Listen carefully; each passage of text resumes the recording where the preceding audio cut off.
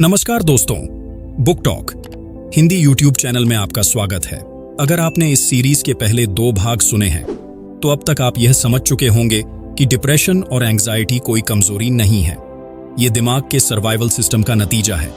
लेकिन अब सबसे बड़ा सवाल यही है कि अगर दिमाग खुद हमें डराता है, थकाता है और तोड़ता है तो क्या वही दिमाग हमें बाहर भी निकाल सकता है? और जवाब है हाँ। लेकिन इसके लिए सबसे पहले एक भ्रम तोड़ना जरूरी है। माइंड कंट्रोल का मतलब यह नहीं है कि आप अपने विचारों को जबरदस्ती रोक दें। माइंड कंट्रोल का मतलब यह नहीं है कि आप हर समय पॉजिटिव सोचें।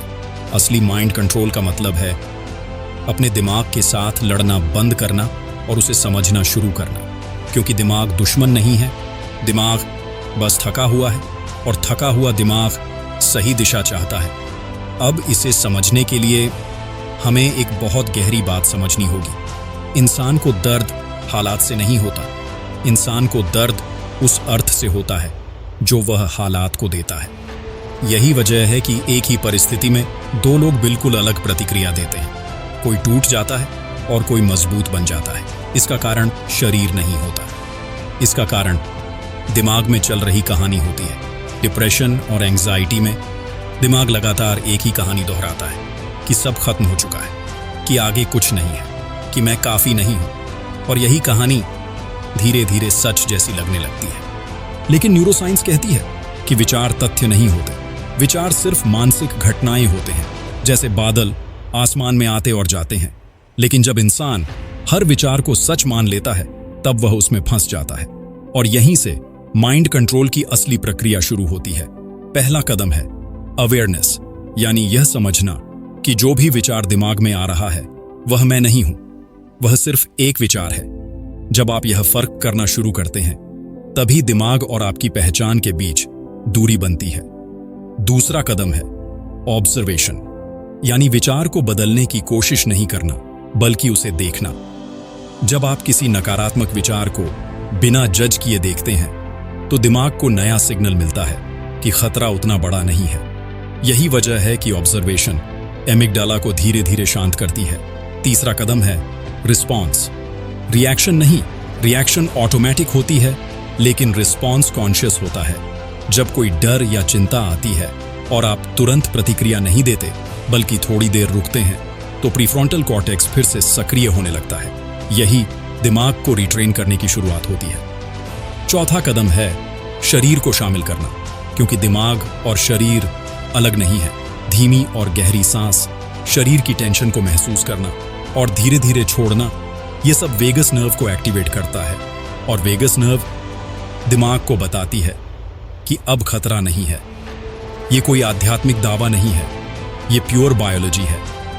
अब जैसे जैसे यह प्रक्रिया दोहराई जाती है दिमाग में नए न्यूरल पाथवेज बनते हैं, पुराने डर वाले रास्ते कमजोर पड़ने लगते हैं। और यही रिकवरी की असली साइंस है। लेकिन यहां एक बहुत जरूरी सच्चाई है, रिकवरी कभी सीधी रेखा में नहीं होती। कुछ दिन अच्छे होंगे, कुछ दिन फिर वही भारीपन आएगा। और यही वह जगह है जहां ज्यादातर लोग हार मान लेते हैं। वे सोचते हैं कि शायद कुछ बदल नहीं रहा, लेकिन असल में बदलाव अंदर हो रहा होता है, बस वह शोर नहीं करता। अब इसी पॉइंट पर एक इंसान की कहानी हमें बहुत कुछ सिखाती है। विक्टर फ्रैंकल नाम के एक साइकाइट्रिस्ट ने सबसे अमानवीय हालात में यह देखा कि जिन लोगों के पास अपने जीवन का कोई अर्थ था वे मानसिक रूप से टूटे नहीं। उन्होंने यह समझा कि इंसान से सब कुछ छीना जा सकता है लेकिन एक चीज नहीं छीनी जा सकती, अपनी प्रतिक्रिया चुनने की आजादी। यही आजादी माइंड कंट्रोल की आत्मा है। इसका मतलब यह नहीं कि दर्द खत्म हो जाएगा, इसका मतलब यह है कि दर्द आपको परिभाषित नहीं करेगा।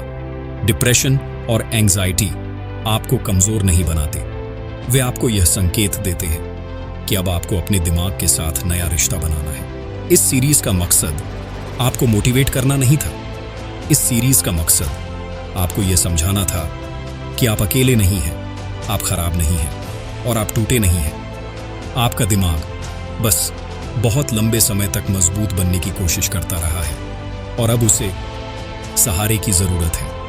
अगर आज आप अपने विचारों को थोड़ा अलग नजर से देख पा रहे हैं, अगर आज आप अपने डर को नाम दे पा रहे हैं, तो इसका मतलब है कि रिकवरी शुरू हो चुकी है, भले ही वह अभी छोटी लगे। और यही सबसे बड़ी जीत है, क्योंकि माइंड कंट्रोल का असली मतलब नियंत्रण नहीं है।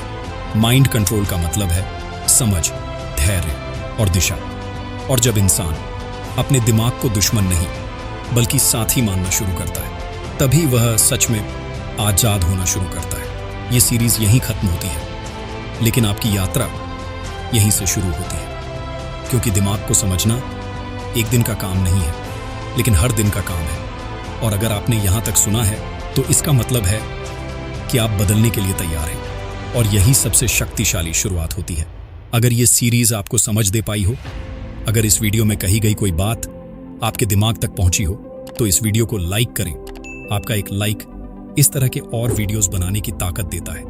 अगर आपने खुद डिप्रेशन या एंजाइटी को महसूस किया है, या इस वीडियो ने आपको सोचने पर मजबूर किया है, तो कमेंट में सिर्फ एक शब्द लिखिए, समझ आया। और चैनल को सब्सक्राइब करना बिल्कुल ना भूलें। धन्यवाद।